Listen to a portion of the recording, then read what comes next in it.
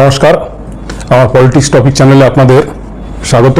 আজকেও একটি নতুন অনুষ্ঠান আপনাদের সামনে উপস্থাপনা করতে চলেছি। তার আগে সবার কাছে বিনীত অনুরোধ, যদি আমার অনুষ্ঠান ভালো লাগে, নতুন যারাই দেখবেন আমার চ্যানেলটিকে সাবস্ক্রাইব করে আমার পাশে থাকবেন। কারণ আপনারা যদি পাশে থাকেন তাহলে এই অনুষ্ঠান চালিয়ে যেতে সম্ভব। আপনারা যদি আমাকে সাপোর্ট করেন সেটাই আমার সার্থক।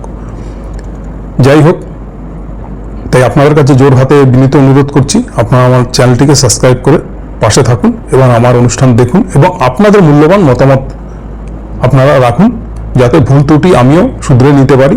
যদি কিছু ভুল বলে থাকি, সর্বদা আপনাদের কাছে মাথা নত করে ক্ষমা চেয়ে নেব এবং নিজেকে শুধরে আরও সুন্দরভাবে প্রস্তাবিত করার জায়গায় আসব। যাই হোক, আজকের যে অনুষ্ঠানটি নিয়ে আসলাম সেই অনুষ্ঠানটি আপনারা ইতিমধ্যে বহু চর্চিত, অনেক কথাই শুনেছেন, কিন্তু আমি আমার মতন বলছি, আপনারা আপনাদের মতন আমার বিশ্লেষণ শুনে কমেন্টের মাধ্যমে আপনাদের মতামত জানাবেন। সেটা হলো 4 তারিখের রেজাল্টের পরে আবহাওয়া তো দেখেছেনই, যে নিচুর তলার যারা ওই গায়ে মানে না আপনার মনে হলো এইরকম যারা ছিলেন, যারা তৃণমূলের ছত্রছায়ায় ছিলেন, যারা দৌড়দৌড়ি করছিলেন ভোটের দিনও এবং জয় বাংলা বলে ভোট দিতে গেছেন, তারাই সবার আগে আবির মেখে সদ্য বিজেপি সেজে তৃণমূলের নেতাকর্মীদের উপরেই আক্রমণ হানিয়েছে।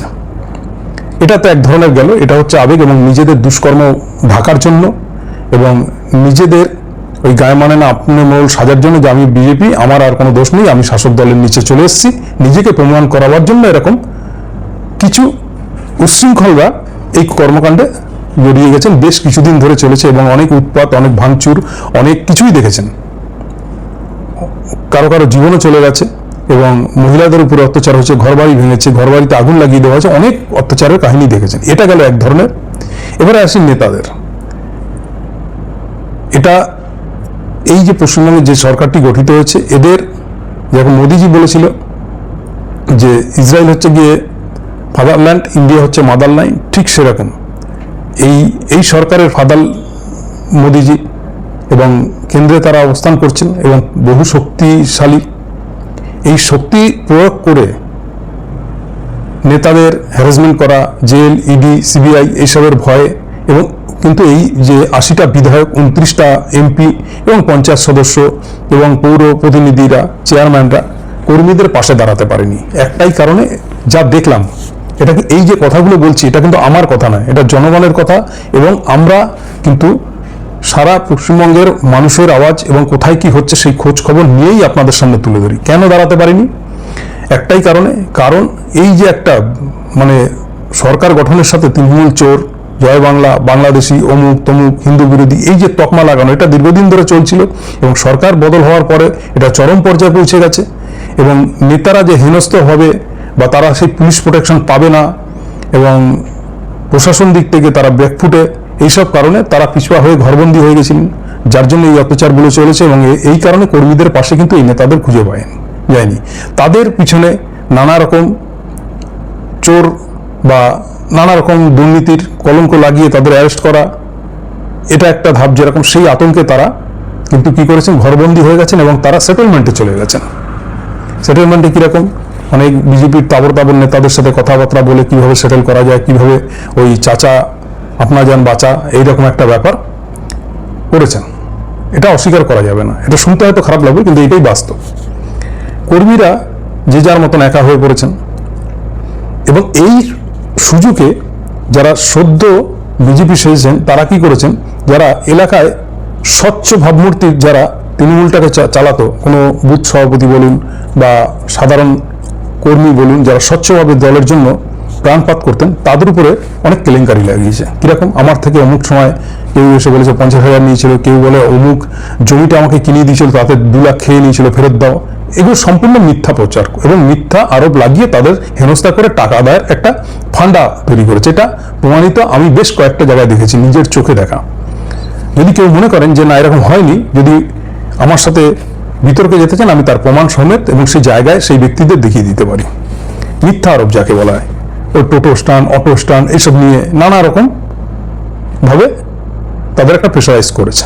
এই গেল কর্মীদের এবং তৃণমূলের অবস্থান কোন জায়গায় চলে গেছে। এরপরে আসছি মূল যে আজকের যে এপিসোডটা, সেটা হলো তৃণমূলের পরে ভাঙছে নেতাদের। তৃণমূল ভাঙন ধরেছে। নেতারা কি করেছেন? নেতাদের মধ্যে এই যে এতগুলো প্রতিনিধি থাকা সত্ত্বেও, যেটা বিজেপির কোনো কালে ছিল না, তা সত্ত্বেও তারা লড়াইটা দিতে পেরেছে, তার কিন্তু অনেকগুলো কারণ ছিল। এটা আপনাদের বুঝতে হবে।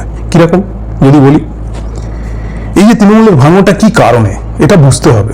শুধু এটা মেনে নিলে হবে না যে তৃণমূলী যারা নেতারা, তাদের ভয় এই সাহস নেই, তারা আন্দোলন জানে না, তারা আন্দোলন করেনি, তারা মানুষের পাশে দাঁড়ায়নি, তা নয়।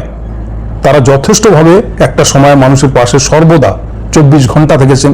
জনকল্যাণ অনেক কাজ করেছেন, রক্তদান শিবির, এই শিবির, অমুক শিবির, বস্ত্রদান, এই ড্রেন পরিষ্কার করানো, এলাকা পরিষ্কার করানো, নানা রকম কাজে। যেখানে যা কোনো ব্যক্তির হয়তো অসুস্থ হয়ে পড়েছেন, সাথে সাথে সেখানে গিয়ে অ্যাম্বুলেন্সের ব্যবস্থা করে দিয়ে, বা হসপিটালের ব্যবস্থা করা, বা আর্থিক সাহায্য, এরকম কাজে সর্বদা তৃণমূল ছিলেন। তা সত্ত্বেও তৃণমূল নেতাদের কেন স্তব্ধ হয়ে রয়েছে, কেন তারা আজকের প্রতিবাদী হয়ে আন্দোলনটা করতে পারছে না? এর পিছনে একটা কারণ আছে, যে বিজেপি তারা ক্ষমতায় না থেকে যখন বিরোধীতে ছিলেন, তখন তাদের এত আন্দোলন করেছে, এত তারা পথসভা করেছে, এত কর্মীদের পাশে দাঁড়িয়েছে, কিন্তু এরা কেন পারল না? এর পিছনে একটা কারণ আছে। কারণটা ভুললে হবে না, বুঝতে হবে। শুধু আঙ্গুল তুললে হয় না, কিছু জিনিস বুঝতে হয়।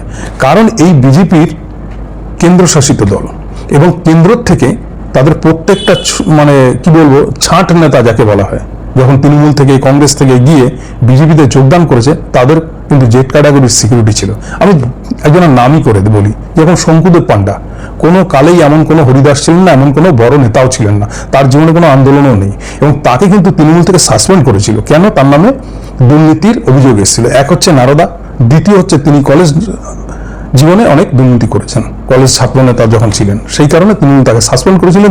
তৃণমূল থেকে চলে গেছেন তিনি বিজেপিতে যাওয়ার পর তার মতো নেতাকেও কিন্তু জেড ক্যাটাগরি সিকিউরিটি দিয়েছে। তো জেড ক্যাটাগরি যদি একজন সিকিউরিটি থাকে, সেন্ট্রাল সিকিউরিটি থাকে, সে সব জায়গায় যেতে পারে, সব কর্মীদের পাশে দাঁড়াতে পারে না, কেননা তাকে তো কেউ ছুতে পারবে না, তার পাশে তো সেন্ট্রাল সিকিউরিটি। কিন্তু বর্তমানে তৃণমূলের যারা নেতা বা এমপি বলুন, এমএলএ বলুন, যারা রয়েছে, তাদের তো কোনো সিকিউরিটি নেই। তাদের সিকিউরিটিটা কে দেবে? তাই তারা আতঙ্কে, আপনারা দেখেছেন যে অভিষেক বন্দ্যোপাধ্যায়, যে তৃণমূলের বলতে গেলে কাণ্ডারি, তিনি যখন তার কর্মীদের কথা শুনতে গেছেন, সেখানে গিয়ে তিনি কত বড় বিপদে পড়েছেন, এবং তার উপরে প্রাণনাশের হামলা চলেছে। এটা দেখে আরো আতঙ্কিত হয়ে পড়েছেন। তার সত্ত্বেও আর একটা কথা বলি, এবার মূল ভাঙনে চলে আসি। এই যে দেখছেন 55 জন, 52 জন, 58 জন বিধায়ককে নিয়ে নব্য তৃণমূল বলে ঋতব্রত আলাদা হয়ে গেছেন, এদের ভবিষ্যৎটা কি? তৃণমূলের ভবিষ্যৎটা কি? তৃণমূলের কি হবে? দেখুন, একটা কথা বলি, এরা গেছেন নিজেদের বাঁচাতে, এক কথায়, এবং কারো উংলি হিলনে। তার পিছনেও অনেক কারণ রয়েছে, তিনি কেন উংলি হিলোচ্ছেন সেই বিষয়ে আজকে বলবো না, কিন্তু এরা যে নিজেদের বাঁচাতে গেছেন তার কিন্তু প্রমাণ আছে। তার প্রমাণটা বলতে গেলে, আমি প্রমাণস্বরূপ কতগুলো, প্রমাণ বলতে কি হাতে নাতে ছবি, ফটো, কথা তো নেই, কিন্তু প্রমাণস্বরূপ আপনাদের কাছে কিছু তথ্য তুলে ধরি। ঋতব্রত সিপিএম থেকে সাসপেন্ড হওয়া নেতা, তিনি তৃণমূলে গিয়ে রাজ্যসভার সাংসদ হয়েছেন, সুবক্তা, এডুকেটেড পার্সন, সব ঠিক আছে, কিন্তু তিনি কিন্তু জননেতা নয়, বা তার আন্দোলনের কোনো ইতিহাস নেই, এবং তার ফ্যান ফলোয়ার যে বিশাল আকারে মানুষ তাকে, মানে যুব সম্প্রদায় হোক, বয়স্ক হোক, বুড়ো হোক, যে তাকে ভালোবাসে, তার টানে যাবে, এরকম নেই। আমি ধরে নিলাম ওই 60 জন বিধায়কের মধ্যে বলতে গেলে কারো প্রতি সেই সিম্পেথি নেই। যারাই জিতেছেন, সব তৃণমূলের প্রতীকে জিতেছেন। মমতা বন্দ্যোপাধ্যায়ের ছবিটাকে সামনে রেখে, তৃণমূলের গুণগান গেয়ে, মোদীজির বিরোধিতা করে, শুভেন্দু অধিকারীর বিরোধিতা করেই কিন্তু জিতেছেন। এবার তাদের সে যে কমিটি তৈরি করুক না করুক, আমি খুব সংক্ষিপ্ত ওই কথাগুলো বলছি, যাই করুক না কেন, তারা নিজেদের বাঁচাতেই যাচ্ছেন। ভালো কথা, তারা চলে গেলেন। তারা তো জনগণের রায় নিয়ে যাননি। কোনো জনগণ কি তাদেরকে বলেছে? সে বিজেপির কর্মীরাই হোক, সেই তৃণমূলের কর্মীরাই হোক, তারা কি বলেছে ঋতব্রত তুমি আলাদা হয়ে তৃণমূলটাকে খান খান করে ভেঙে দাও? এটা কিন্তু বলেনি। বাংলার বাঙালি বা অবাঙালি জনগণ বলতে গেলে, তারা কি বলেছে ঋতব্রত তোমাকে আমরা নেতা হিসাবে বেছে নিচ্ছি, তুমি বিরাট কিছু, এবং এদেরকে নিয়ে একটা ডিভাইডেশন করে আলাদা নতুন দল করো? বলেনি। কিন্তু তারা তাদের মতন নিজেদের ব্যক্তি স্বার্থের জন্য তারা কিন্তু এটা করছেন। এইবারে আমি যদি আজ থেকে 1 মাস আগের ঋতব্রতর মুখের বক্তৃতা বা যাই কিছু শুনি, যে ঋতব্রত কেন, যে 60 জন গেছে সবারই, বা যে 80 জন জিতেছে সবারই, যে সাংসদগুলো আছে তাদেরই একটাই কথা, মমতা বন্দ্যোপাধ্যায়ের সুনামে তারা পঞ্চমুখ ছিলেন এবং যা কিছু করেছেন সবটাই মমতা বন্দ্যোপাধ্যায়ের সামনে রেখে সেই মমতা বন্দ্যোপাধ্যায়ের সিম্পিতি এবং বিজেপি বিরোধী হিসাবে তারা ভোটটা পেয়েছেন। এবার বুঝবেন মমতা বন্দ্যোপাধ্যায় প্রায় 41%-এর কাছাকাছি কিন্তু ভোট পেয়েছে, 5-6% ডিফারেন্স। এবার 5-6%-এর যে ডিফারেন্স আছে সেটা আপনারাও জানেন, এসআইআর এর ফলে আরো অনেকগুলো কারণ আছে, হিন্দুত্ব অমুক তমুক এই সেই, মুসলিম ভোট কিছু মাইনাস করা, ওদিকে হুমায়ুন এদিকে ভাইজান, অনেক গল্প আছে, আমি সে বিতর্কেও যেতে চাইছি না। তাহলে এরা বিধানসভায় বিধায়ক হয়ে থাকলো, কিন্তু এই যে বিগত 5 বছর, এই 5 বছর এরা কিন্তু সমাজের হয়ে বা সাধারণ মানুষের হয়ে আন্দোলন করা, বিরোধিতা করা, সেই অর্থে কিন্তু সেই বিরোধী দলনেতা হিসাবে নিজেকে প্রকাশ করাতে পারবে না বা বিজেপি বিরোধী হিসাবে প্রকাশ করাতে পারবে না, তাদের বাধ্যবাধকতা থাকবে। যার জন্য এরা সবাই কিন্তু ব্যাকফুটে চলে যাবে, এরা নিজেরাও জানে। এবং আজও যদি কোনো রিপোর্টার জিজ্ঞেস করে আপনার নেত্রীকে, আপনার দলের নেত্রীকে, তারা বলে আমরা তৃণমূল, আমার নেত্রীকে মমতা বন্দ্যোপাধ্যায় এবং তাকেই নেত্রী মানি এবং তিনি আমাদের সর্বোচ্চ নেত্রী, এটা কিন্তু তারা স্বীকার করছেন। এই কথাটা তাদের একটা অপশন এটা দিয়ে রাখছে। না হলে যদি এদের মধ্যে এমন কোনো কারিশমা থাকতো, জনপ্রিয়তার কারিশমা থাকতো, তাহলে কিন্তু এরা তৃণমূল থেকে বলতো আমি তৃণমূল ত্যাগ করলাম, কিন্তু এমএলএ পদ থেকে যেত তাও, কারণ জনগণের রায় জিতেছেন। যাই হোক, কিন্তু কোনো নেতা এখন এই মুহূর্তে পুরো এমএলএ পদ থেকে ইস্তফা দিয়ে যেখানে বাই ইলেকশন হওয়ার আছে সেখানে কিন্তু দাঁড়িয়ে জিততে পারবেন না, এটা কিন্তু মানুষ জানেন, তারাও জানেন। তাহলে তৃণমূলের ভবিষ্যৎটা কি হবে? দেখুন, এরা যেখানে আছে আছে, কিন্তু মমতা বন্দ্যোপাধ্যায়ের শুধু একটাই ফ্যাক্টর হয়ে দাঁড়িয়েছে, সেটা হচ্ছে বয়স। দেখুন, আপনারা নিজেরাও বোঝেন, একটা 30, 35, 40, 50 বছর অবধি মানুষের যে ছোটাছুটি যে শক্তিটা থাকে সেটা কিন্তু বয়স কারণে অনেকটাই ক্ষয় হয়ে যায়। মমতা বন্দ্যোপাধ্যায়ের বয়সটা হয়ে গেছেন 71, এটা যদি 65ও থাকতো তাহলেও কিন্তু একটা বড় লড়াই দিতে পারতেন। তবু তার যা মনের জোর বা তিনি যে ধরনের নেত্রী, লড়াই করে উঠে আসা, মাটি কামড়ে পড়ে থাকা, তার মধ্যে সেই আমরা দেখেছি ছোটবেলার থেকে দেখে বড় হয়েছি। সেই অনুপাতে আমি বলতে পারি যদি 5টা বছরও উনি ওনার মতন আন্দোলন বিরোধিতা করতে পারেন, তাহলে যদি ওনার বিরোধী দলের তকমা নাও থাকে, যদি বিধানসভায় বিরোধী দলনেত্রী নাও থাকেন, তাহলেও মানুষের সারা কিন্তু পাবেন, সে যুব সম্প্রদায়ের হোক, বয়স্ক মানুষ হোক। দেখেছেন এর মধ্যে উনি যে ধর্নাটা দিয়েছিলেন সেখানে কত বয়স্ক মানুষ, যা 90, একজন 90 বছরের বয়স্ক মানুষ, তিনি পর্যন্ত কিভাবে এই রোদের মধ্যে গিয়ে মমতা বন্দ্যোপাধ্যায়ের সমর্থনে গিয়ে তৃণমূলের ফ্ল্যাগটা উড়িয়েছিলেন।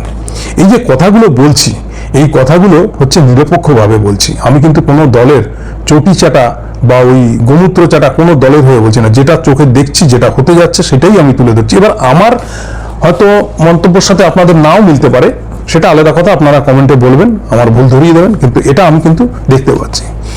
এই আন্দোলনটা যদি মমতা বন্দ্যোপাধ্যায় 2-4 বছর চালিয়ে যেতে পারেন, তাহলে কিন্তু ওনার পিছনে আবার জনজোয়ার কিন্তু ভরে উঠবে। এবং যে কোনো ইলেকশনে যেটা মমতা বন্দ্যোপাধ্যায়ের প্রতীক নিয়ে, মমতা বন্দ্যোপাধ্যায়ের নাম করে যদি এরা ইলেকশন লড়ে, মমতা বন্দ্যোপাধ্যায়ের প্রার্থী, সে নতুন মুখ হতেই পারে, সে কোনো বড় নেতা না হতে পারে, তার বিরুদ্ধে যদি এই 90 তৃণমূল কেউ ক্যান্ডিডেট হন, তারা কিন্তু ধোপে টিকবেন না। ধোপে টিকবেন না তার একটাই কারণ, আপনাদের সাথে সদ্য ইলেকশন একটা কথা বলে দিচ্ছি, যেটা দেখেছেন আপনারা ফলতা ইলেকশনে, যখন জাহাঙ্গীর নিজের নামটা উইথড্র করে নিয়েছেন, সেখানে কি হয়েছে? সেখানে ভোট পড়েছে কত? তার পক্ষে 5000। তার মানে তখন মমতা বন্দ্যোপাধ্যায়ের ছবি হিসাবে নেই তার কাছে, তিনি ব্ল্যাক লিস্টেড মতন হয়ে গেছেন, তখন তার পক্ষে আর সেই জোয়ার নেই। কিন্তু যেটা পোস্টাল ভোট হয়েছিল, সেই পোস্টাল ভোটটা কিন্তু আগের ভোটটাই থেকে গেছিল। সেই পোস্টাল ভোটে কিন্তু জাহাঙ্গীর যেখানে 1524 মতন মনে হয় পেয়েছিল ভোট, অথচ যে শাসক দলের যে ফলতার পর নেক্সট ইলেকশনে যে এখানে তিনি পেয়েছিলেন 242টা। ডিফারেন্সটা ভাবুন, সেখানে আপনার কারা ভোট দিচ্ছে, সেখানে একদম মানে পরিষ্কার ক্লিন ভোট হয়েছে, পোস্টাল ব্যালটে ভোট হয়েছে, সেখানে কিন্তু জাহাঙ্গীর খান অনেক এগিয়ে। এই হচ্ছে ব্যাপার। তো মমতা ব্যানার্জির পিছনে না কোনো করাপশনের দাগ রয়েছে, না কোনো কেউ আঙুল তুলতে পারবে দুর্নীতি হিসেবে। যারা আজকের নানা রকম দুর্নীতিগ্রস্ত বা নানা রকম ভয়ে আতঙ্কে যারা এই খেলাটা খেলছেন, তারা কিন্তু রাজনৈতিক কেরিয়ারে তারা কিন্তু ব্যাকফুটে থাকবে না। না হলে একটা হতে পারে, তাদের যদি আগামী দিনে বিজেপি তাদের নেন, সেই দলের শাসক দলের হয়ে তারা যদি কোথাও ক্যান্ডিডেট হন, সে ব্যাপারটা সম্পূর্ণ আলাদা। কিন্তু এই নব্য তৃণমূল আর পুরনো তৃণমূল, অমুক তৃণমূল, এই সেই নেতাগিরি করে এদের ভবিষ্যৎ অন্ধকার। হয়তো এই 5 বছর বা যতদিন তারা এই এমএলএ হিসাবেই থাকবেন, ততদিন হয়তো তারা সেফ সাইড থাকলেন, এমএলএ হয়ে থাকলেন, কিন্তু কর্মকাণ্ড বিধানসভার ভিতরেই, তার বাইরে তাদের কিছু অস্তিত্ব থাকবে না। কারণ এই নেতাগুলো যখন এলাকায় আসবেন, এলাকায় এসে রাজনীতি করতে যদি বেরান, তারা যদি একটা মিটিং মিছিলের ডাক দেন, তাতে তাদের সেই কর্মী সংখ্যাটা অব্দি কর্মী খুঁজে পাবে না। কর্মী খুঁজে পাবে না কেন? সাধারণ কর্মীরা কিন্তু কিছু পাওয়ার জন্য দল করে না। কিছু কর্মী হচ্ছে আবেগে, কিছু কর্মী হচ্ছে দলকে ভালোবেসে, নেত্রীকে ভালোবেসে, তার প্রয়োজনে, বা কিছু আছে চাকরি বাকরি, কোনো কর্মসংস্থানের জন্য। তো এরা কোনো দিক দিয়েই কিন্তু তখন যোগ্য থাকবে না, অযোগ্য হিসেবে। তো এদের ডাকে কেন যাবে? এদের কাছে তো তখন অপশন বেরিয়ে আসবে, যিনি মমতা বন্দ্যোপাধ্যায়ের সাথে যারা বেইমানি করতে পারে, তাদের সাথে আমরা বেইমানি করতে পারবো, চোখ পাল্টি করে নেওয়ার অসুবিধা কি আছে? হয়তো এমন কর্মীকেও ডাকতে পারে, এইসব নেতাদের হাত ধরে হয়তো ছোটখাটো কেউ কর্মসংস্থানে কোনো কর্ম পেয়েছে, কোনো চাকরি পেয়েছে, এরকমও হয়তো কর্মী থাকবে। তাকে অব্দি ডাকলে পাবে না। তাকে অব্দি ডাকলে এইসব নেতারা পাবে না, একটাই কারণে, বলবে আরে মশাই, আপনি চাকরিটা দেন, যাই দেন, আপনাকে ওই যোগ্যতা, ওই ক্ষমতায় পৌঁছেছেন মমতা বন্দ্যোপাধ্যায়, তবেই আপনি দিতে পেরেছেন। আজকের আপনি ডাকলে কি আমাকে যেতে হবে নাকি? দরকার হলে আমি বিজেপি জয়েন করে নেব। এই হলো পরিস্থিতি সামনের দিনে হতে যাচ্ছে। এইবার কথাটা হচ্ছে, মানুষ এই সরকারের কার্যকলাপ এবং কতটা কি হয় তার উপরে, এবং মানুষ কতটা সুবিধা পায় তার উপরে। রাজনৈতিক মোড় কখন কোন দিকে ঘোরে বলা যায় না, এবং সেই জনসমর্থন যেটা বলছেন সেটা কিন্তু মমতা বন্দ্যোপাধ্যায়ের দিকেই থাকবে। এবং মমতা বন্দ্যোপাধ্যায় যদি এই আন্দোলনকে চালিয়ে নিয়ে যেতে পারে, তাহলে কিন্তু সরকারে না আসুক, কমসে কম বিরোধী জায়গায় বিরোধী নেত্রী হিসাবে এবং সাধারণ মানুষের পাশে দাঁড়াবার মতন একটা জনসমর্থন ওনার পাশে সর্বদা থাকবেন, এবং উনি সকল মানুষের কাছে জননেত্রী হিসাবে এবং তৃণমূলকে অনেকটা এগিয়ে নিয়ে আসতে পারবেন। এটা আমার ধারণা। আপনারা কি বলেন অবশ্যই কমেন্টে জানাবেন, এবং আপনাদের কমেন্টের অপেক্ষায় থাকবো। এবং আজকের এই অনুষ্ঠানটি কেমন লাগলো সেটাও অবশ্যই জানাবেন। জয় হিন্দ, বন্দে মাতরম।